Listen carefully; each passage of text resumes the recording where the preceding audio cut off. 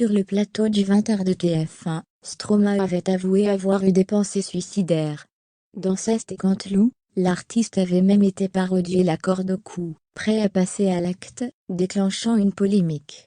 Alessandra Sublet vient de réagir. Abuse pour TF1 et Ceste et Canteloup.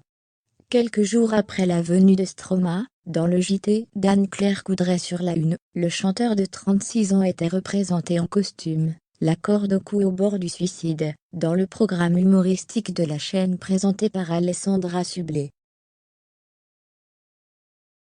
Quand certains téléspectateurs ont rigolé de la parodie, d'autres n'ont pas apprécié, et ne se sont pas gênés pour le faire savoir.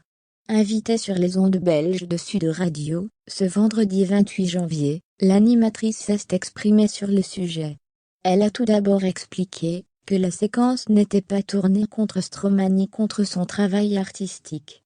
En revanche, la maman de Charlie et Alphonse a fait part de sa compréhension concernant la colère de certains sur le sujet. Je me dis que c'est normal qu'il y ait des gens qui crient au scandale, et que c'est normal que d'autres, à l'inverse, rigolent. Il ne faut juger personne.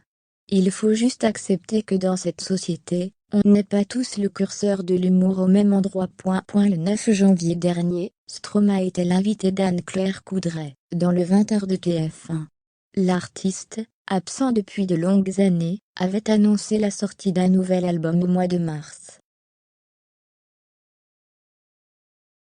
Il avait même interprété par surprise l'un des titres, L'Enfer, en guise de réponse à une question de la journaliste. J'ai parfois eu des pensées suicidaires et j'en suis peu fier. On croit parfois que c'est la seule manière de les faire taire, ces pensées qui nous font vivre un enfer, ces pensées qui me font vivre un enfer, avait-il chanté, faisant part du mal-être qu'il a saisi au cours des derniers mois. Si sa prise de parole et son interprétation avait ému nombre de ses fans, Stromae avait provoqué la colère du rappeur Booba. L'autre, il revient gonflé au Xanax sur TF1. Il nous parle de sa dépression. Mais frérot, le monde entier est en train de couler, on s'en bat les couilles de ta vie. Tu nous sers à quoi? On t'a pas attendu pour déprimer. Nous on n'a plus aucune liberté. Va prendre tes cachetons, et reste au lit.